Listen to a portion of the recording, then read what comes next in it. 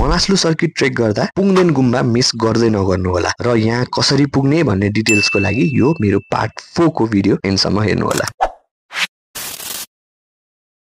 Day 5 मा हामी नाम्रुङबाट बिहानै हिँड्छौं र यस दिनको एम भने स्याला हो। ओभरअल 13 किलोमिटर हिँड्नु पर्ने हुन्छ र अराउन्ड 8 आवर्स लाग्न सक्छ। फाइनली 4 दिन हिँडेपछि हामी 3000 मिटर माथि पुग्नेछौं र यो दिन झन्डै 900 मिटर एलिभेसन गेन पनि गर्नेछौं। आजको ट्रेल एकदम सिनिक हुन्छ र माउन्टेन्स अझै क्लोज हुँदै जान्छ। हरेक स्टप्सहरु एकदम राम्रो देखिन्छ। ली र लो हुँदै स्याला पुग्दा अगाडिको दिनहरुको एक्जस्टिङ लङ ट्रेकले फाइनली जस्टिस पाउँछ। पर्सनली भन्नुपर्दा स्याला चाहिँ एकदम नै राम्रो लागेको थियो मलाई। म भने थोरै अप्ठ्यारो बाटो हिँड्न पुगेछु र यो स्याला पुग्नु अघिको गुम्बा पनि क्लोजली हेर्ने मौका पाएँ। डे 6 मा स्यालाबाट एकदम दामी सनराइज देख्न पाइन्छ। मनास्लु नै कम्प्लिटली गोल्डन हुन्छ र यसले हजुरको एनर्जी स्योरली पुस्ट गर्छ। आज अलिकति हेभी ब्रेकफास्ट गरेर पुङदेन गुम्बा एक्लिमेटाइजेसन हाइकको लागि जानु होला। बाटोमा पर्ने स्याला गुम्बा र त्यहाँबाट देखिने स्याला बस्तीको भ्यू नेक्स्ट लेभलको हुन्छ। पुङदेन गुम्बा 40 मिटर हाइटमा छ र स्यालाबाट लगभग 6 किलोमिटर कभर गरेर अराउन्ड 3 आवर्समा यहाँ पुग्न सकिन्छ। हजुरहरु ब्याग बोकेर जाँदा पनि भयो, हैन भने हामीले जस्तो डे प्याक बोकी स्यालाकै होटलमा ब्याग राखिदिनु होला। पुङदेन गुम्बाको ओपन ग्राउन्ड, हिडन लेक, मेन मोनास्ट्री, सानो गुम्बा र 360 डिग्री माउन्टेन भ्यू एन्जोय गरेपछि सेम बाटो हुँदै स्यालासम्म फर्किदा हुन्छ। ब्याग बोक्नु भएकोहरु